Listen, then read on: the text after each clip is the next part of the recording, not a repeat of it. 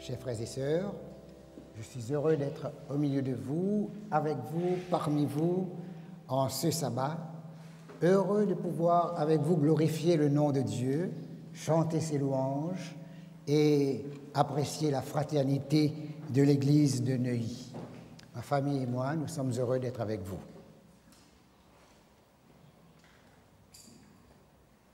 Vous avez tous sûrement été surpris par les nouvelles. Elles ne sont pas très bonnes. Il y a eu de bonnes nouvelles ces derniers jours. Tout le monde était dans l'excitation avec la Coupe du Monde au Brésil. C'était très bien. On allait se coucher très tard pour voir les matchs. Mais la Coupe du Monde, c'était une chose. Des milliers de personnes étaient réunies au Brésil, mais l'Église adventiste était présente. Et l'Église adventiste a distribué pendant la Coupe du Monde des centaines de milliers de brochures, de pamphlets, de livres, de revues.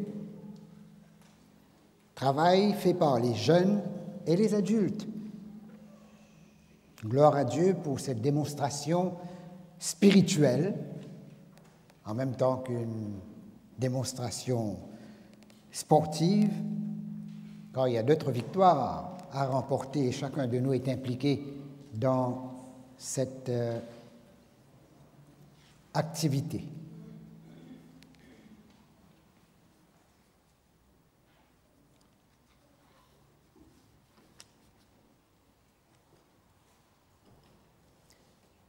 Un adventiste néerlandais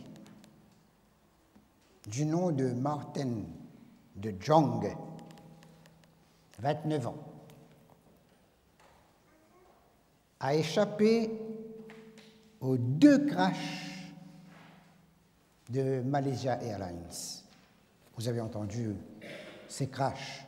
Il y a un qui a atterri dans l'océan Indien et il y a un autre qui a été abattu sur le sol ukrainien.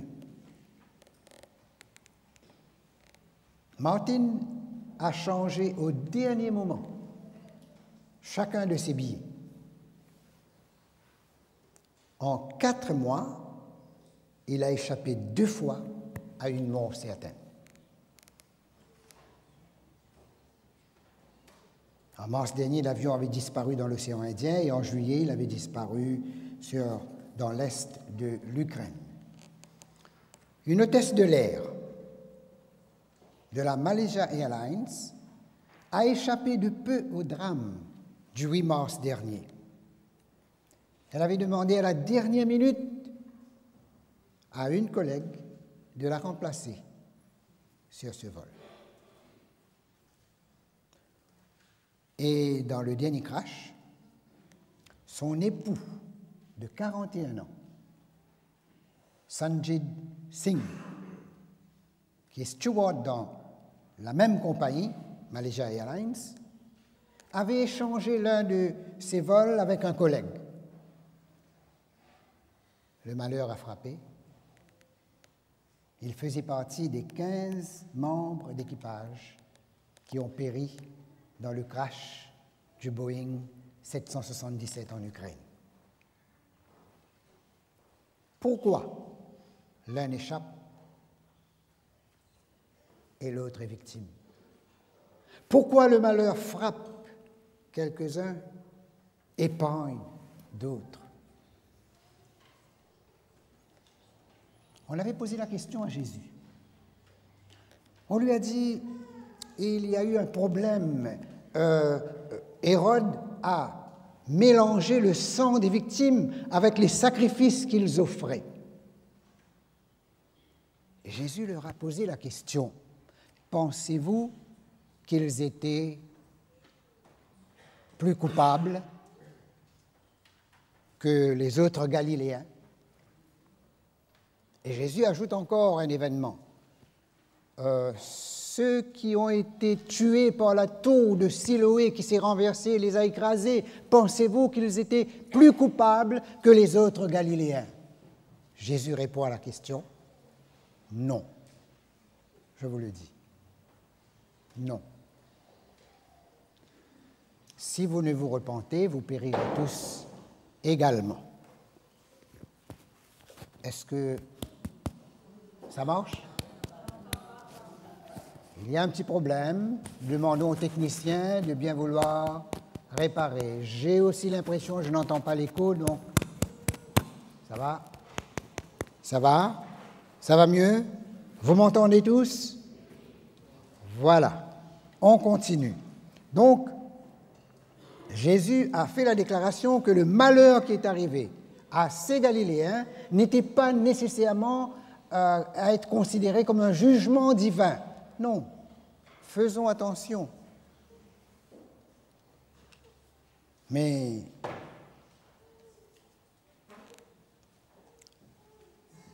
le texte que nous avons lu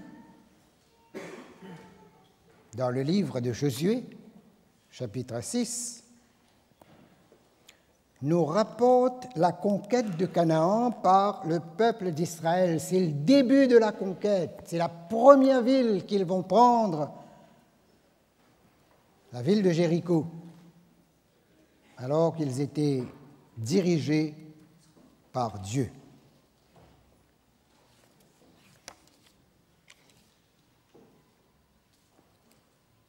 Ils ont été dirigés par Dieu et ils ont fait exactement ce que Dieu leur a dit de faire, prendre une ville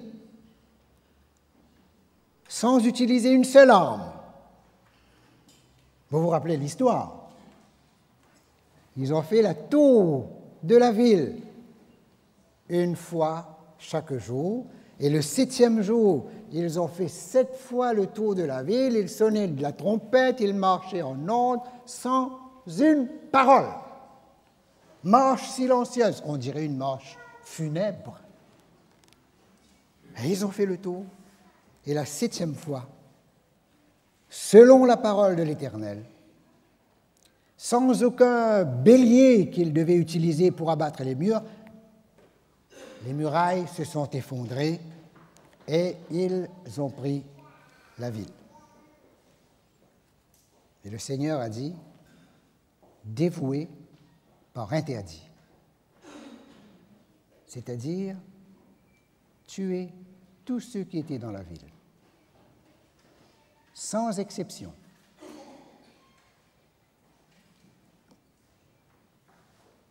Certains ont considéré cette destruction, exemple Jéricho, cette destruction comme un acte de barbarie et de cruauté extrême. Même des croyants ne peuvent supporter l'idée que ce peuple a eu l'ordre de massacrer tous les habitants de Jéricho.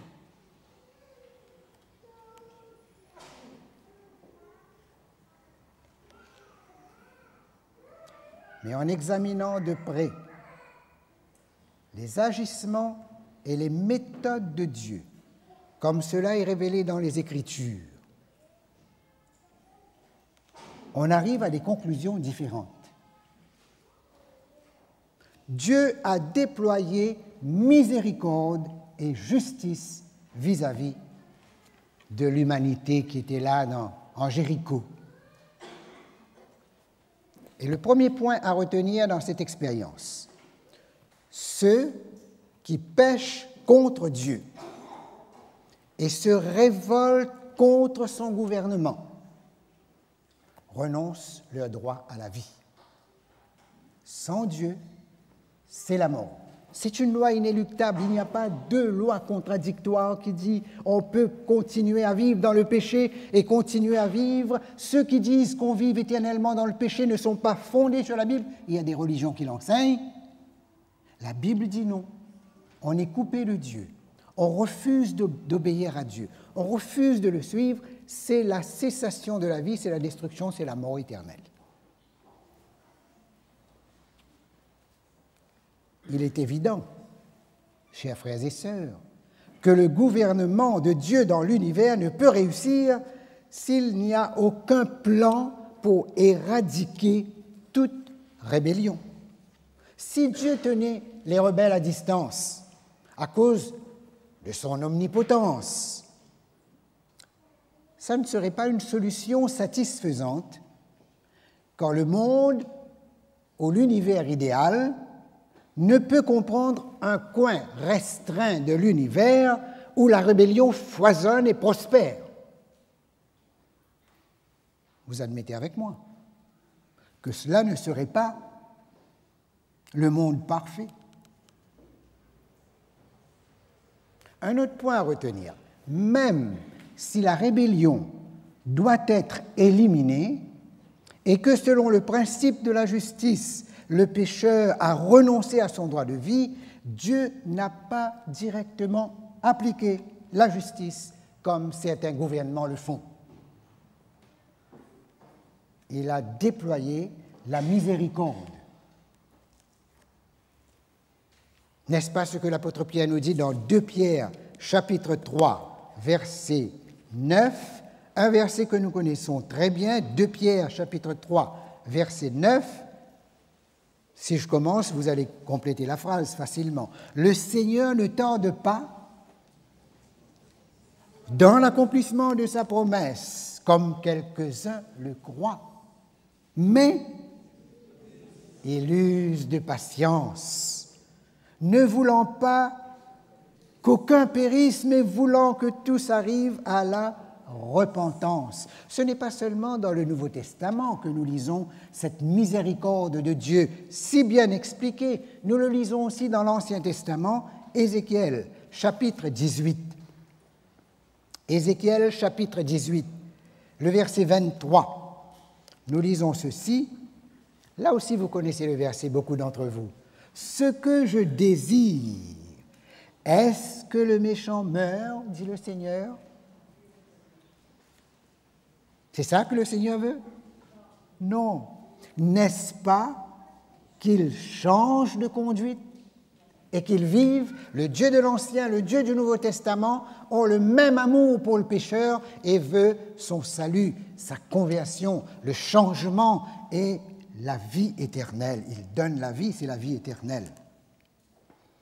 Il ne veut pas la mort. Ces déclarations sur la façon d'agir de Dieu envers les pécheurs font partie de la Bible, autant que les instructions et les ordres de détruire.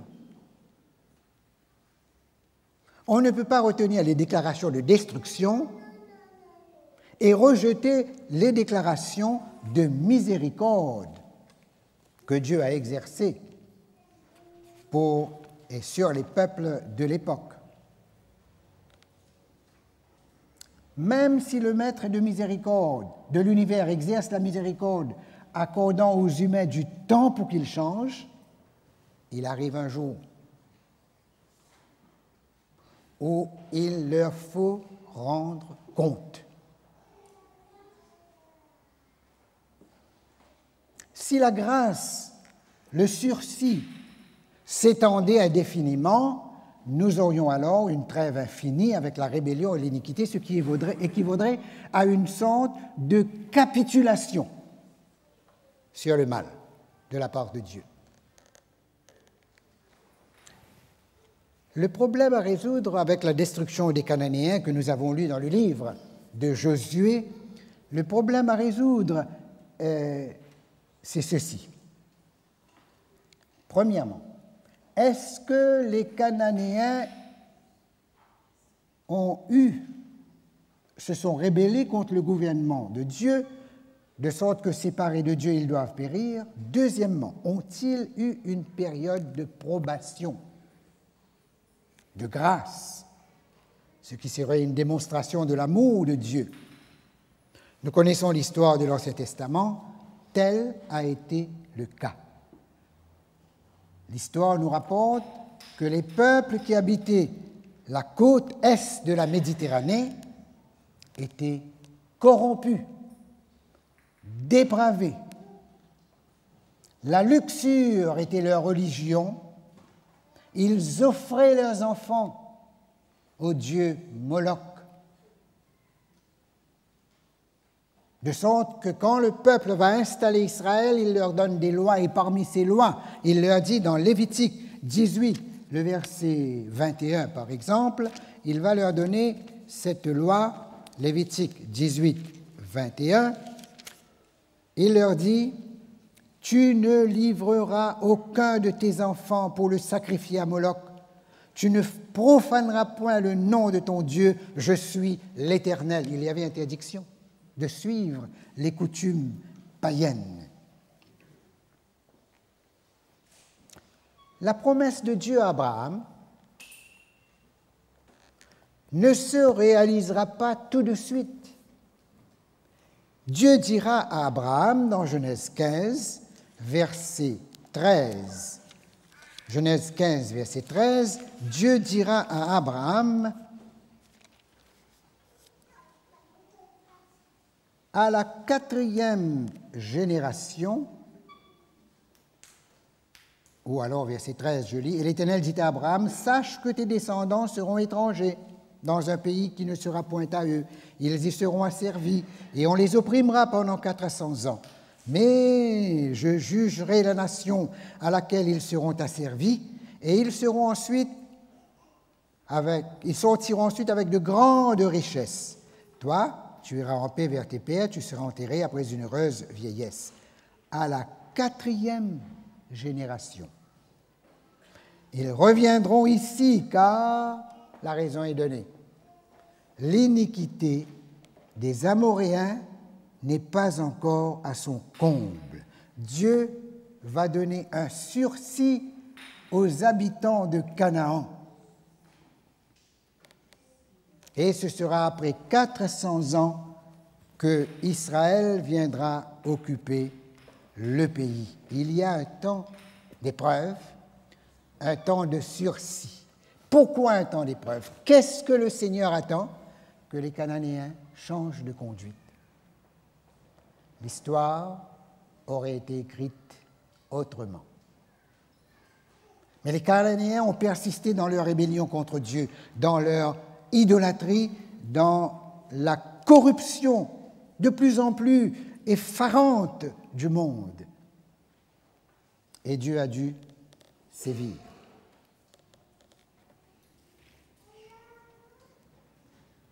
C'est ainsi que nous devons considérer que les promesses de Dieu, les plans de Dieu, se réalisent avec une précision, mais avec beaucoup d'amour et de grâce de la part de Dieu. Il dit à Abraham, « Je te donne le pays, mais tu dois être patient. Attends, ne va pas tout de suite. Il est à toi, ne va pas tout de suite. Tes enfants et les enfants de tes enfants jusqu'à la 4e génération devront être patients. Je voudrais bien réaliser ma promesse. Rien ne me ferait autant plaisir, mais est-ce que le Seigneur a dit à Abraham, les Amoréens et les Cananéens sont un peu trop forts, je ne peux pas, je n'ai pas assez de puissance pour m'en débarrasser maintenant? Non. Ce n'était pas là le problème. La raison de ce long délai, c'est que l'iniquité n'était pas arrivée à son comble. Dieu attendait encore de la repentance chez les Cananéens. Ils n'avaient pas expiré leur temps de grâce. Dieu pouvait encore leur étendre sa miséricorde. L'Esprit de Dieu devait encore plaider au cœur des Cananéens. Et ainsi pendant 400 ans, génération après génération, les Amoréens furent libres de vivre et de pratiquer de plus en plus leur abomination. Mais ensuite, Dieu ordonna. C'était arrivé à la limite. Dieu ordonna leur destruction. La conclusion raisonnable, c'est que leur destruction fut décrétée lorsque la coupe d'iniquité était pleine et qu'il serait inutile de leur accorder encore du sursis, davantage de miséricorde. Cela aurait été inutile. Nous essayons de comprendre les agissements de Dieu parce qu'on l'accuse, parce qu'on ne comprend pas toujours comment il agit. Peut-être il nous est difficile d'imaginer être les acteurs de cette destruction. Je le comprends. Moi non plus, je ne voudrais pas être là. Mais les enfants de Dieu de l'époque, mus par la puissance de Dieu et par l'Esprit de Dieu, ont agi selon le plan de Dieu.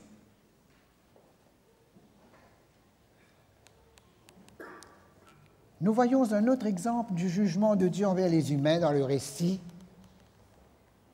du déluge.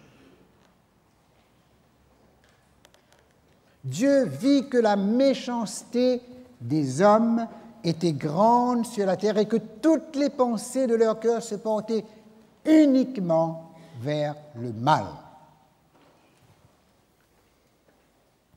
Alors, si Dieu laissait une telle situation perdurer, cela équivaudrait à admettre devant l'univers qu'il était soit indifférent devant une rébellion si flagrante et outrageante, soit qu'il était incapable de s'en sortir. Toutefois, le Seigneur n'a pas frappé les antédiluviens immédiatement. Il déclara « Mon esprit ne restera pas à toujours dans l'homme. » Et il leur accorda 120 années. Et Noé a prêché pendant 120 années et nous connaissons la conclusion. Nous connaissons le triste résultat. Ceux qui furent sauvés dans l'arche n'étaient qu'au nombre de 8. Quel maigre résultat! L'Esprit de Dieu a travaillé, mais le cœur de l'homme était trop dur. Personne, ni les adultes, ni les jeunes, ni les enfants, n'étaient disposés à écouter la voix de Dieu. Aussi, dans cette catastrophe ont péri les adultes, les jeunes et les enfants. Quand Dieu ne peut plus rien pour ramener les cœurs humains à l'obéissance, le temps de grâce est terminé. C'est l'homme lui-même qui a mis fin au temps de grâce en refusant avec persistance d'écouter les appels du Saint-Esprit. Il ne reste plus alors que le jugement.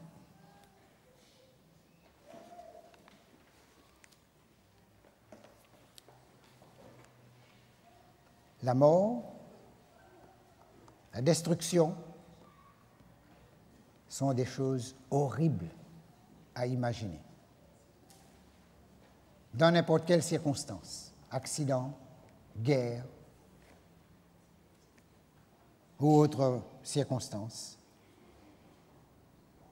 Celui qui craint Dieu, qui croit en la Bible, admettra sincèrement qu'il est troublé en lisant ces destructions des méchants à différents moments de l'histoire.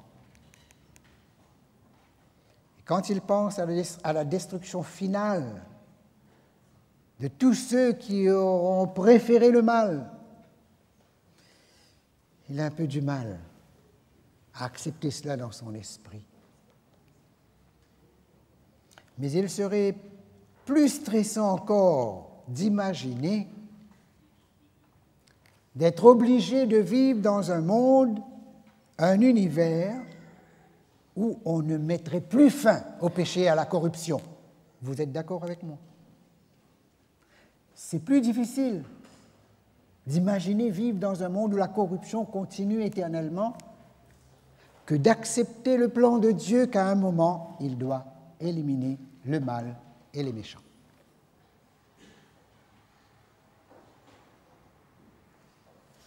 Mon point ce matin, vous me suivez, c'est de voir que nous ne devrions pas devenir sceptiques, douteux de l'amour de Dieu parce qu'il exerce son jugement. Et si vous sortez de la salle, de l'Église, avec ce point que Dieu est toujours juste et que vous ne serez pas influencés par ceux qui, au dehors, critiquent l'action divine, j'aurai réussi mon point. cette fidélité de Dieu qui use de patience, ne voulant pas qu'aucun périsse, mais que tous arrivent à la repentance, nous pouvons continuer à l'accepter de nos jours. Dieu est au contrôle, malgré l'injustice qui prévaut dans le monde. Dieu reste au contrôle. Il y a donc quelques principes à retenir. Principe numéro 1, Dieu est le grand arbitre de l'histoire. L'histoire n'a pas échappé des mains de contrôle de Dieu. Dieu est le grand arbitre de l'histoire.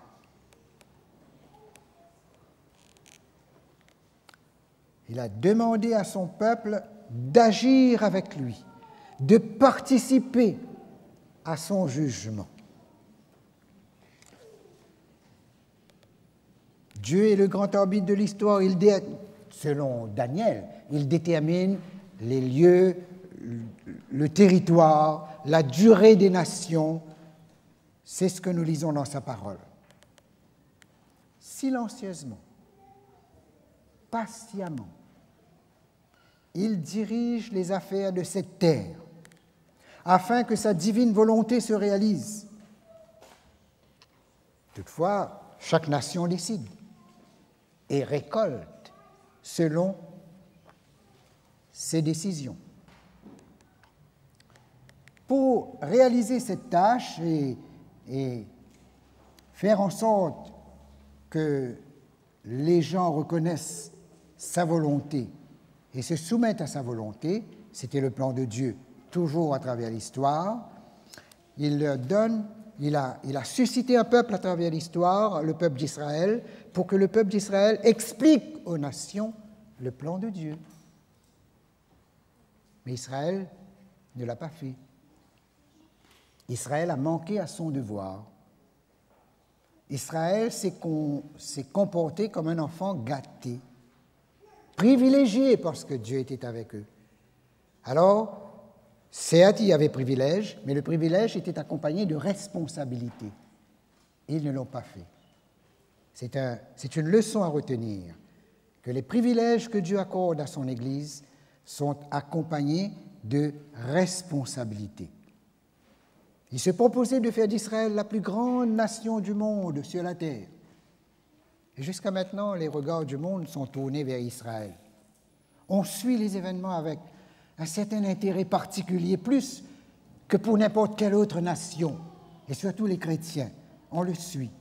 Dieu s'est proposé d'avoir cette grande nation sur la terre et de bénir tous les peuples du monde par le moyen de ce peuple. Cette coopération avec Dieu, malheureusement, n'a pas suivi son plan.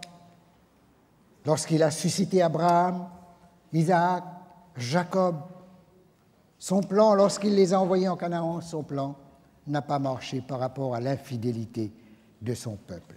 Ils se sont tournés vers les idoles. Vous connaissez l'histoire, je ne vais pas vous la refaire.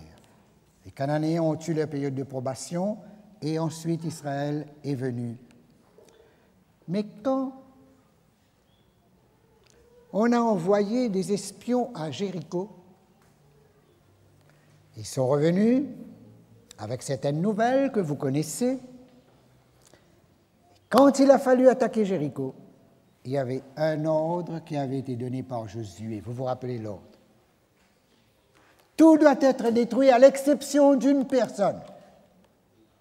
Qui c'était? Une prostituée. Une prostituée de Jéricho. Qui s'appelait comment? Rahab.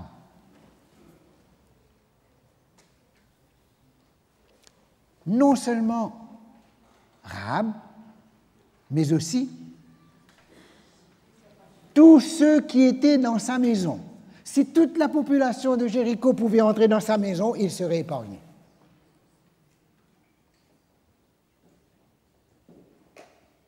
Pourquoi une telle miséricorde pour une prostituée de Jéricho? Parce que cette femme a compris que ce peuple qui venait pour espionner la ville, c'était le peuple de Dieu. elle comprenait et acceptait que Israël était un peuple choisi et c'était le peuple béni, et que son peuple était voué à la perdition. Elle a accepté. Elle a hébergé les espions, elle les a cachés, elle les a protégés, elle leur a donné des renseignements, des instructions pour qu'ils ne soient pas rattrapés par les gens de Jéricho dans leur fuite. Elle était acquise au peuple de Dieu. Elle a été épargnée, et tous ceux qui étaient dans sa maison ont été épargnés. Rahab, la seule habitante de Jéricho, à être protégée. Et nous savons que Rahab, la prostituée, la païenne, se trouve dans la généalogie de notre Seigneur Jésus-Christ. Rahab a été une grand-mère, arrière-grand-mère du Seigneur Jésus. Voilà l'insigne honneur qui a été accordé à une femme cananéenne. Et dire que Dieu est injuste quand il a agi, non, ça aurait pu être bénédiction pour tout le peuple s'ils avaient accepté. Donc, nous voyons que dans la conquête de Canaan, la puissance de Dieu devait s'associer à l'effort humain. Dieu voulait que tous comprennent qu'Israël a réussi grâce à son intervention seulement. Les déboires militaires qu'ils ont connus ensuite, c'était à cause de leur infidélité, de leur désobéissance. Si Israël avait coopéré avec Dieu, il les aurait délivrés de manière inattendue. Plusieurs fois, on a vu ça. Ils n'avaient pas à combattre et ils étaient victorieux. Ils allaient sur le champ de bataille, ils ne voyaient que des cadavres. Ils faisaient le tour de la ville en chantant « Les murs s'écroulent ». C'est ainsi que Israël devait connaître la victoire sur tous ces pays de Canaan. Néanmoins, ils n'ont pas bénéficié de tout l'amour de Dieu parce qu'ils ne se sont pas conformés aux instructions divines. Ils n'ont pas été fidèles, ils ont douté et ils ont anéanti leur chance de demeurer le peuple de Dieu. Le peuple adventiste proclame un message entre autres. Apocalypse 14, verset 7. Concernant le jugement, qu'est-ce que le peuple adventiste a proclamé au monde? L'heure du jugement est venue. Ça, c'est le message adventiste. Nous avons proclamé ça depuis longtemps, depuis 1844. L'heure de son jugement est venue. Le jugement est un point important dans l'activité divine. C'est vers la fin de l'histoire que le jugement pour le monde se profile. L'heure de son jugement est venue. Apocalypse 14, verset 7.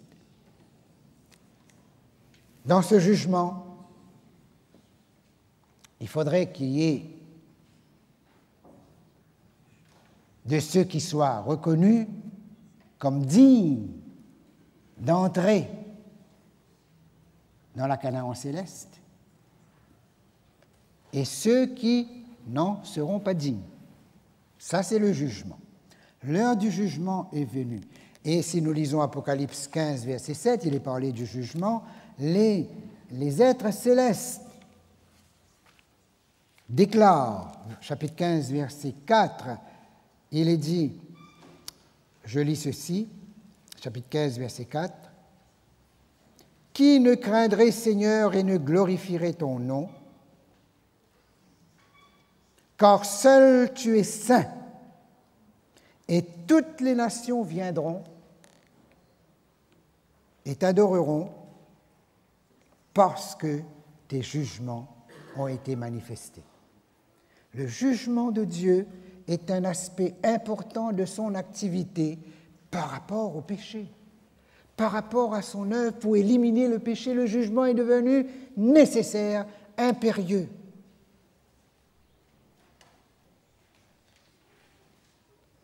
tes jugements ont été manifestés. Et dans Apocalypse, chapitre 15, verset 6, Apocalypse 16, verset 5, nous lisons, c'est le dernier verset que je vais vous lire, 16, verset 5. Et j'entendis l'ange des eaux qui disait, « Tu es juste, toi qui es et qui étais, tu es saint, parce que tu as exercé ce jugement. » Le jugement de Dieu suscite des cris d'admiration, d'appréciation des êtres célestes. Personnellement, je n'aime pas la Cour de justice. J'ai une frousse de la Cour de justice. Je m'y suis rendu une fois, j'ai écouté un peu les affaires. Je n'aime pas. Je ne sais pas si vous aimez aller en cour. Peut-être qu'il y a des avocats qui trouvent le plaisir là, dans la Cour de justice. Mais moi, je n'aime pas. Mais il y a une justice qui sera rendue pour le monde.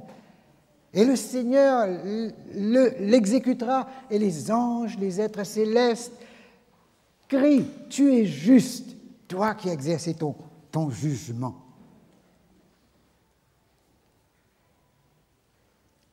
Pourquoi?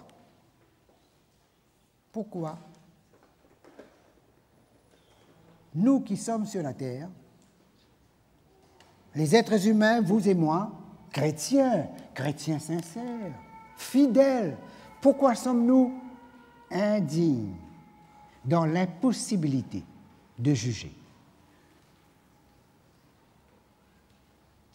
Ah, vous allez me dire, oui, la parole de Dieu dit, jugez, vous pouvez juger. Oui, nous pouvons juger entre le bien et le mal. D'accord. L'apôtre Paul nous le dit, vous pouvez juger. Mais ailleurs, il nous dit, ne jugez pas avant le temps.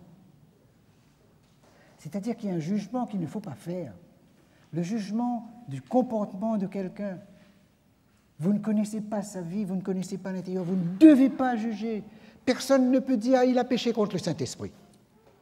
Non, ce n'est pas notre rôle. Ce jugement appartient à Dieu. Nous pouvons savoir distinguer entre le bien et le mal, c'est notre devoir, et de le dire aux uns et aux autres. Mais quand est-ce que les humains pourront juger? Vous le savez, hein? Vous le savez tous. Quand est-ce qu'ils pourront juger? Pardon? Qu'est-ce qu'ils feront pendant les 1000 ans? Donc, c'est après la résurrection. Quand ils seront transformés, quand tout est changé, quand Dieu a pu refaire l'être humain comme il le voulait, la transformation a eu lieu, alors nous serons en mesure de juger. Et nous participerons au jugement.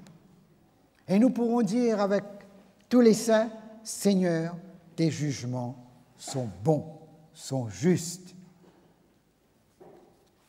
Nous pouvons exalter le nom de Dieu, nous pourrons l'exalter et nous pourrons lui dire, « Tu es juste parce que tu as exercé ce jugement. » Si Dieu devait laisser les choses aller comme cela, il ne serait pas Dieu. Il arrêtera le monde, prononcera son jugement au moment voulu, pour montrer aux habitants de toute la terre pourquoi on est sauvé et pourquoi on n'est pas sauvé. Que le Seigneur nous aide à avoir confiance en Dieu, à l'aimer de tout notre cœur parce qu'il nous aime, à profiter de son amour alors que nous sommes dans la période de probation. Le jugement viendra. Confions-nous dans notre avocat. Amen.